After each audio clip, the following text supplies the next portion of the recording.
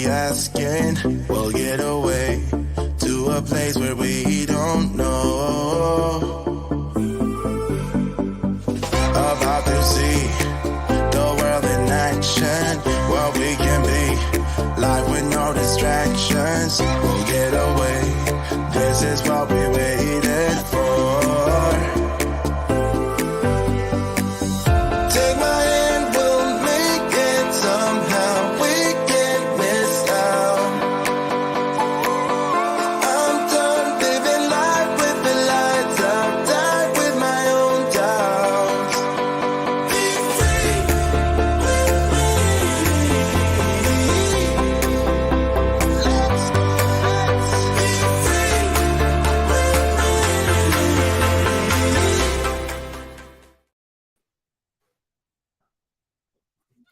All right. Hello, everyone.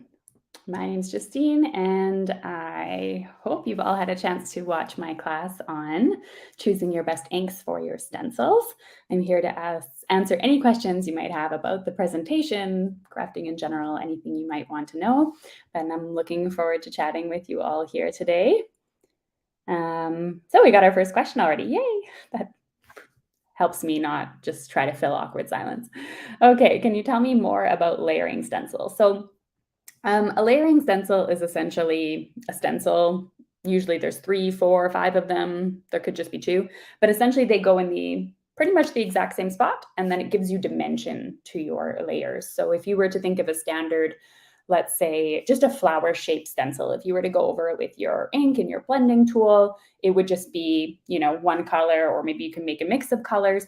But then if you add another stencil and another stencil over top of it that are meant to be coordinated with that stencil set in particular, then you're going to add, let's say, the darker shades of the petals and the lighter shades of the petals, and then the leaves. It's creating essentially you're kind of like a patterned paper, giving you more dimension to your stencils. And I used to make them actually myself. I used to just grab some stencil paper or some acetate sheets, and then for very simple stamps, I would actually, cut them out, trace them, and then I would make my own if I felt that it was going to be a stencil that I used all the time, or a stamp set rather, just to color in my stamps. But now it seems like a lot of companies have just come out and made them, which makes my job a lot easier. So layering stencils just essentially gives you more depth and texture to your images. But as far as the tips that I'm sharing in the video for stenciling, it doesn't matter if they're layering stencils or single layered stencils. Using dye-based inks, for example, are going to get you a different look than using something like the oxide inks or the pigment inks. They're going to vary in drying time. They're going to vary in how bright they are on the cardstock, whether you're using white or colored or black or anything like that. So I was hoping that to kind of not just show you how to make some pretty cards in the class, or to maybe introduce you to layering stencils, but also the idea that switching up your ink pads or the brands of ink pads that you might have in your stash already can really make an interesting difference, especially when going from something like light to dark cardstock. And if you try stenciling on your dark cardstock and nothing's really showing up, you're just kind of getting just a wet look, then you know that your inks are dye-based and they're not meant for colored cardstock. But if you're using something like a pigment, or you're using the oxide inks, you're going to get I wouldn't say a completely true color to what it looks like on white, but very close to it, and can get some really awesome looks for you. So what inks or collections do you recommend for a beginner? So this is something I get asked all the time. I even have a free download all about it. And essentially, more than likely, you're going to want a dye-based ink. And most inks that are out there that you see myself using or other card makers are going to be dye-based inks, aside from the Distress Oxide inks. And I would recommend that if you're a beginner, collect the colors you want to have. And you can buy a few different brands, especially if you shop at one-stop shops, and then kind of see what you like. And you're going more after the color versus an actual brand. If you want a brand recommendation, I always recommend Catherine Pooler inks. They're just my favorite. I like foam inks, but it does come with the, I guess you could say the con of you're going to need the refill relatively soon, especially if you do background techniques or ink blending or something like that, versus if you buy a felt pad ink, you won't need it as quickly. But Yeah, if you do a lot of ink techniques, though, you're going to need it eventually. Which cardstock did you use for the different types of inks? So the white cardstock, I made this video a really long time ago, so that's a great question. The white paper is Nina Solar White. I also use Bristol Smooth for ink blending. If you're a beginner, I recommend trying out on Bristol Smooth. It's something that I know for a fact works, and it's very smooth, so you get a better, I guess you could say you don't need as much practice. So you're starting off with a cardstock, and if it still doesn't look quite right to you, then it might be your blending tool, might be your hand pressure or something like that. But the paper is going to be what works for you. And the colored cardstock was from Concord and Ninth, I believe. Mm-hmm. What stencil were you using in your presentation? That is the Golden Days stencil. You can download the supply list. I believe it's in there. If you're curious about the brand of the stencil, Golden Days, it's called by Altenew. It's one of my favorite ones. Do you have a favorite layering stencil? That is one of them. The Golden Days by Altenew is my favorite flower layering set. And for a background, there's one from the Ton. It's peony something. I think it's got about 5 or 6 layers to it. That's a really pretty one as well. Anything else that really wows me at the moment? Yeah, I like florals. So whatever I'm going to give an answer to, it's probably florals. And for me, I find that the more stencils, the better in the layering set. Yes, of course, it ups the price, but it also gets you that much more like detail in them, and it just looks really cool. So yeah, those are my favorites. Interested in the hot foiling technique. Any alternative to hot foil plates? Yes, there are alternatives to hot foil plates. So if you don't want to invest in hot foiling or hot foiling plates, heat embossing is going to be the closest thing you're going to get to it. So you're going to need a stamp, embossing powder, embossing ink, and a heat tool. That I would say is going to give you the closest. It's going to give you that shine. It's going to give you a very elegant look. You're going to get that gold, that silver, depending on the embossing powder, of course, that you're using. And if that doesn't work, or you don't, if you don't want to try heat embossing, I don't know if there's another good alternative, but there's also lots of companies like Pink Fresh Studios that sell like pre-done sentiments, like foiled sentiments, that you can technically get as well. And of course, there's also foiling with the laminator technique. If you have a toner printer, you can do that as well. Do you use the same brushes on oxides and Catherine Pooler inks? Do you wash the brushes between the types of inks? So that's a two-sided question, I guess you can say. If I'm using just like the blending tool, the wooden handle with the sponges, I have a sponge per color and I keep them in a binder. I've printed out essentially just like a table, and then it's got like a 1-inch box for every ink color, and I just stick it on there with Velcro. I've shown it on my YouTube channel a few times, and I'll use that and keep track of them that way. And if I'm using brushes like the Picket Fence brushes or Tailored Expressions or whichever blending brushes I have, Altenew, like handheld ones, I don't wash them in between, to be honest with you. Pink is pink and orange is orange. Haven't had an issue up until this point, to be honest. With the brushes, they actually come clean if you just take a sheet of paper, like a copy paper or something, maybe you print it out and you screwed up and you just kind of put your brush on it and just blend until no color comes off of it. It'll also wash it, no problem. I don't see the point of washing them with water thoroughly or anything like that. I might do something like that like once a year. I definitely do it a lot less than my makeup brushes, which I hardly ever do. I got asked, do you use stamps other than sentiments very much anymore with all the other techniques like stenciling and foiling plates? I find that I'm not using that many stamped images anymore.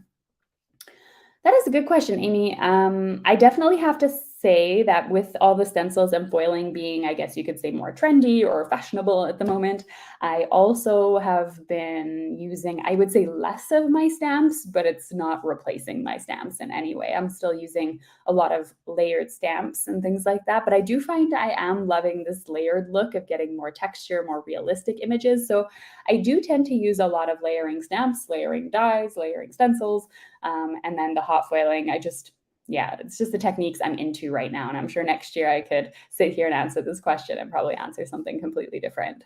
I go through phases, I'm sure, like everyone does. Do you use the same pad for stenciling when you switch inks? Do you use the same pad for stenciling? I'm not sure exactly what that means. I'm guessing, do I use the same foam? I think I answered that question, I think, already. I'm thinking that's what I meant. Not too sure.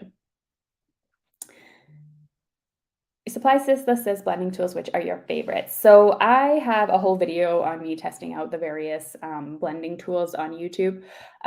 Overall, to be honest with you, my favorites are just the wooden handles with the domed sponges. But for very intricate stencils and the layering ones, I do find the flat foams are a little bit better because because of the foam, the way it's shaped, the dome, it kind of the edges of stencils can be quite sharp, especially when there's tiny details.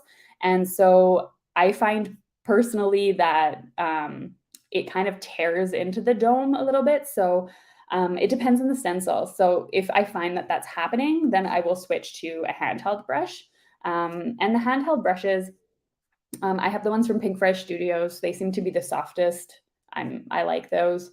I've had a bunch of different ones sent to me in the past, but I don't really feel the need of collecting like 50 different blending tools. I like to have one brush form and one foam tool form, and that's good enough for me. Yeah, it has a lot more to do with practice than it does, anything else. What weight of paper do you use? Generally, I just use Nina Solar White 110 or 80 pound. I don't find a difference on either one if it's 80 or 110 pound as to my stenciling ability or ink blending ability. Ink blending is just a lot of practice, to be honest. It's just, getting that pressure down based on the inks that you have. And of course, the paper is really important. If you aren't getting good results with your paper, try switching your paper first. And if your results still look the same, it's probably you. But it just means you need more practice. Some inks, if you're using like the foam, you need to put less pressure on your hand. With the handheld ones, I can put a little bit more pressure. So if you're heavy-handed, I definitely recommend going with something with a soft bristle. Those will be more helpful for you. Have you found that dye ink smears when stamped on bristle smooth paper? I tried it for ink blending, then tried to stamp over and it smeared. Yes, so Bristol ink is very, very smooth paper. And what happens with smooth paper is there's something called a tooth in the paper. If you think of watercolor paper, you think of that texture that's on there. It's got that, you can even see the texture. Well, all papers have that kind of texture on them. But the difference is how much of a texture. And so if you're using a super smooth, there isn't a lot of that. So what happens is you've saturated the paper already with your ink, and then you're going and stamping on top of it. It's going to need to just be hit really quick with a heat tool, and then it should be fine. But it's not going to really absorb as fast into the paper because you've already put down a layer of ink.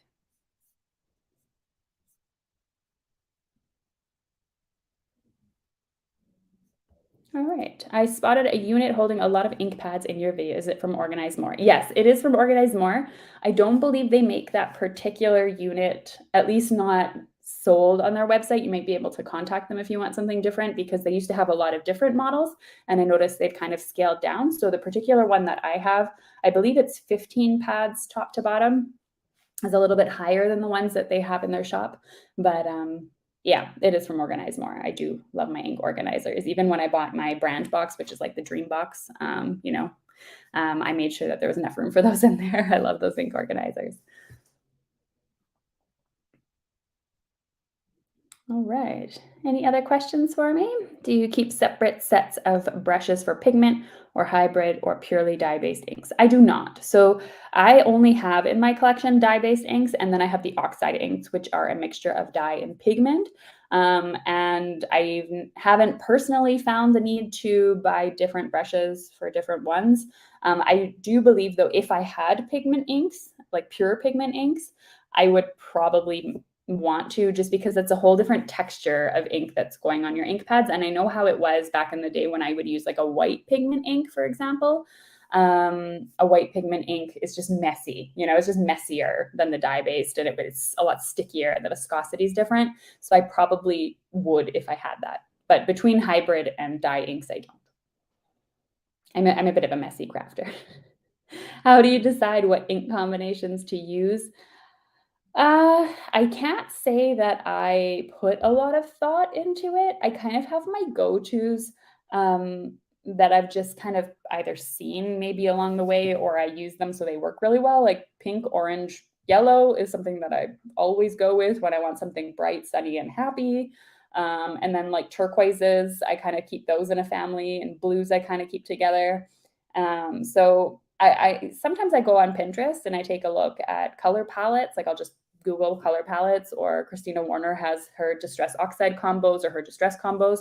And I just go from there. I don't try and reinvent the wheel on anything. I just kind of take a look at those and see what combinations that I like. But I don't have any like color wheel knowledge or anything like that. That would make my life easier when it comes to picking ink colors. The ink organizer brand is Organize More. Yes, very nice people. They're really great, and um, are always willing to work with you if you need something specific. Yeah, at least back in the day when I ordered them. Do you think having only small ink pads makes it harder to blend? When I think about it, it depends on how small. If you're like just get the 1-inch cubes, it's not that it's harder to blend. I guess I would say it would take longer to get your ink onto your tool, because you don't really have a lot of like rubbing space when you put them against your ink pad itself. If the Catherine Pooler ones, like the 1 by 2 inch, I would think that that would give you a lot more of like kind of a back and forth.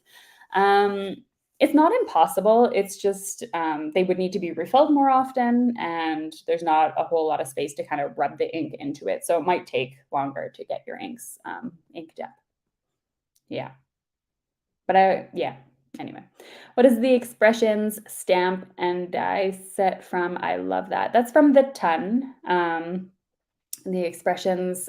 So what that is it's a grouped sentiment set. So it's two stamps actually. It has all of the regular, like normal printed text, and then it has a script text that you would stamp. So you can stamp them in two different colors, which is really nice. And they all line up and they're all in one stamp and they have one die.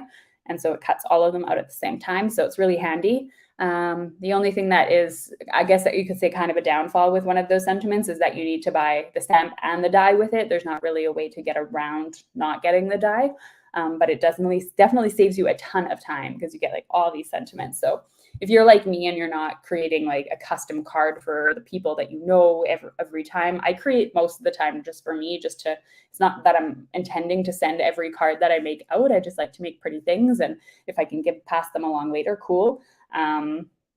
Those sentiments work for me because I just have them on hand, and I gift a lot of my cards. So like my mom has like 200 of them, and friends and family get them for Christmas and things like that. So I generally keep them pretty general, and those types of bulk sentiment stamps are really helpful.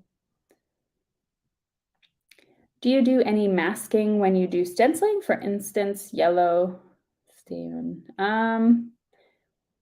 Not really. I don't do like I will do masking and stenciling, of course, where I will mask off a specific area of my card and only stencil in that area, like a rectangle or a circle, or maybe just like a line across my stamp or something like that. Absolutely. But do I do any masking in the sense of like adding something to my flowers or adding another layer or something like that? Not really. No. If I had to do that, I probably wouldn't buy that or invest in that layering stencil, because it would be maybe lacking something. I've never used stenciling on dark cardstock. Would you always use blues or dark blue cardstock? No, you don't have to. You could use yellow cardstock and then pink, for example, for your flowers or something like that. It will work. Like I said, you don't get the absolute 100% true color of the ink pad, but you'll get something pretty close if you're using a pigment or the distress oxide inks that are a mixture of the dye and pigment. I use expressions stamp. Oh, I didn't see the rest of that question. Sorry. I did not understand. And what is the stamp and die? Who sells this? I love it. I assume it's the sentiment stamp that Deborah is referring to, and that is the Ton, Ton, the Ton stamps, and Easy Expressions is the line. She has like one for sympathy, basic, friendship, a whole bunch of different ones. And there's one where it's just a mix of different ones, which is the one I think is just called Easy Expressions, just by itself. And that one is one of my favorites.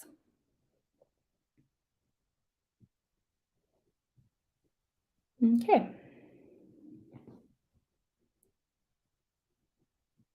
Any other questions for me? Sorry, I can't hear Erin's audio when she's on here, so I'm not sure when I'm all ready and up and ready to go. But I'm happy to answer any questions, whether they're about the class or about crafting in general, or any sort of the techniques, or if you need tips for anything, shoot them on in. This is your chance.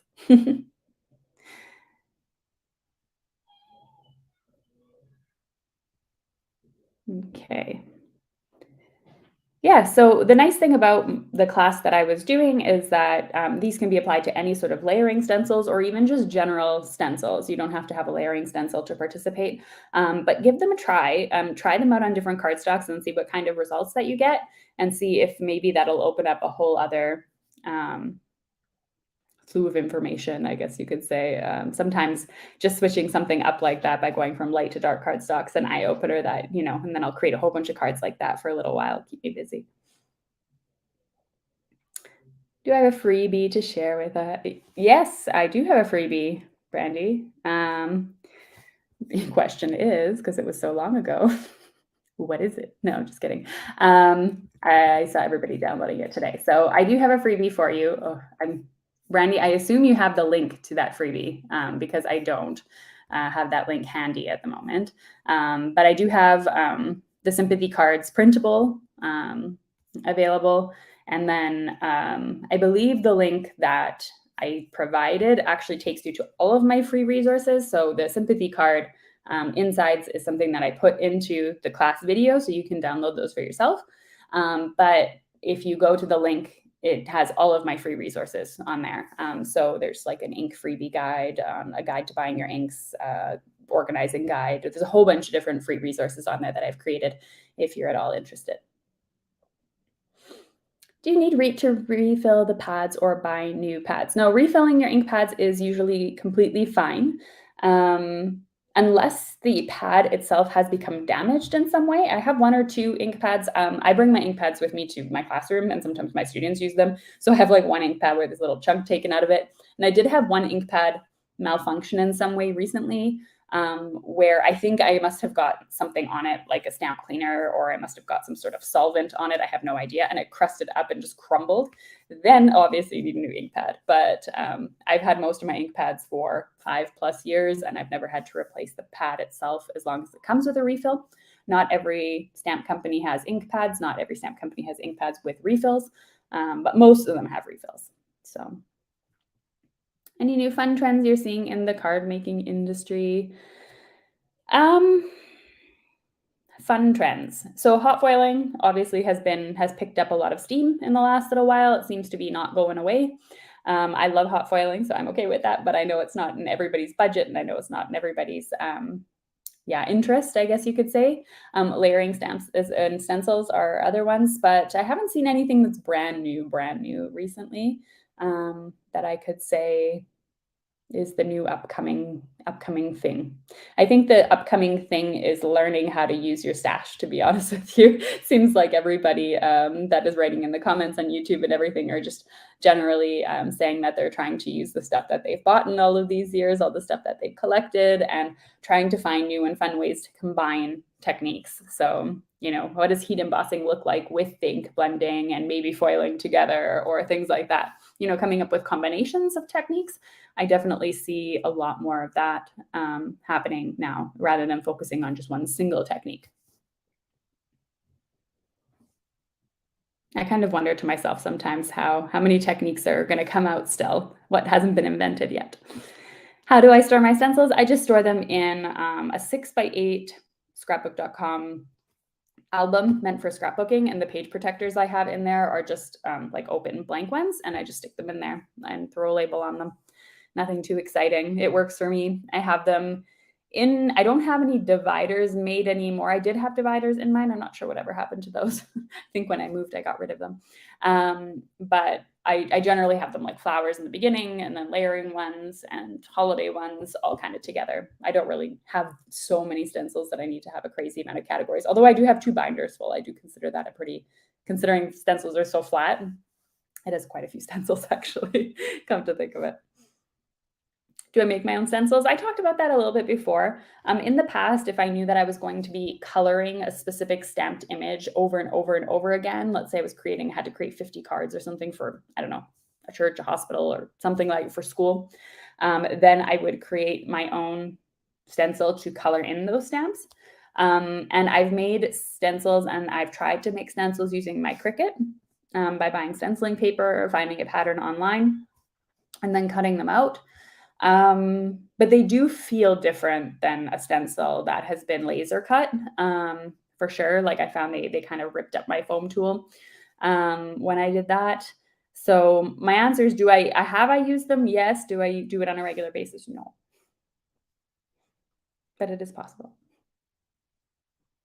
Also, use your cover plate dies as a stencil. Works really well. How often do I purge and go on to new things? I used to purge all the time, like probably 3-4 times a year when I was working on design teams. Just it was nothing that I didn't like the product I was getting. I just have a very small space. So I can only, and when I have too many choices in my craft room, I can't be creative. So I used to purge all the time. Now that I've kind of gotten away from designing on teams and things like that, I generally don't, I buy all my stuff. So I don't purge very often because yeah, I've really carefully chosen what I've purchased. And I think over the years, I've really learned, yeah, what I like and what I don't like. So, and what I like, I will use, and what I like and I won't use. I think that's one of the fine skills I've developed over the years. And yeah. All right, Erin says it's time to start wrapping up. So if you have any other questions for me, just feel free to tag me in the group, or when you download your freebie from me, I have a little chat box there as well. If you have anything specific, I usually get back within a day or two. So feel free to reach out there. But overall, I can answer questions in the Facebook group at any time, and I am also available by email. So thank you so much for watching my class, everyone, coming to watch out for the live stream. And it was great chatting with you.